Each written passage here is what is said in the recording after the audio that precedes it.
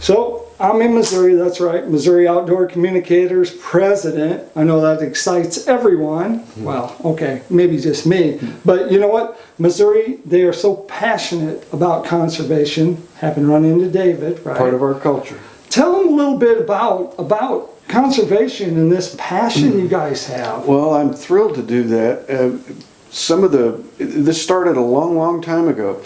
But most recently, in 1933, one of the first 10 soil and water conservation projects in America was on the Honey Creek watershed in North Missouri.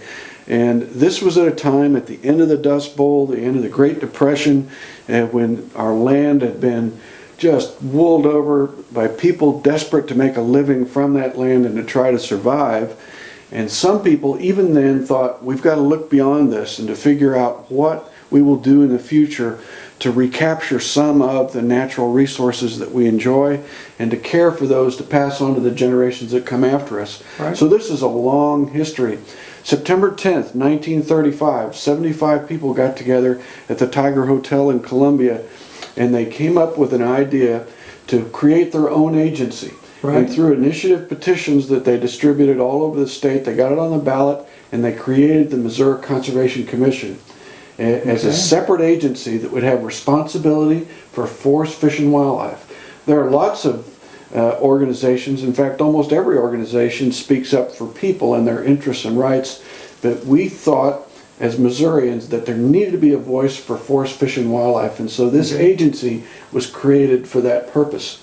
And it began 80 years ago now almost, and has built on success. In the 1970s, an additional funding mechanism through Design for Conservation came into being, and so we have continued to deliver on the promises that we've made to our people that these things would be conserved or wisely used for future generations to enjoy and to have as a foundation for our recreation and for our economy.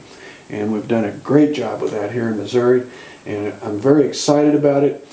Some of the people that we'll have here speaking at the event in June had a lot to do with shaping that. Aldo Leopold was at some of the meetings when this started in the 1930s. And John Muir has some roots in Missouri. And John Muir has roots in Missouri. And it's true that there's been we were the pioneers, and we were the front edge of the pioneers as they headed west.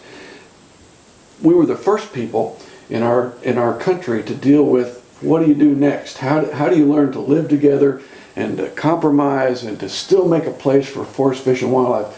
And we've succeeded so well with that. I'm so excited about that because in those 80 years since we started, we've restored deer and wild turkey and Canada geese and wood ducks and largemouth bass and all these species that were just about to disappear on the same land at the same time that our human population has doubled over those years. So we've found a way to have our cake and eat it too. And we're really proud of that here in Missouri. There you go. That's the reason why. Missouri, great place to be. Great place to visit. You'll have to check it out June 2nd and 3rd, 2017, right here, Bland, Missouri. Hope you'll come and feel at home here. All right. Thanks. Thank you.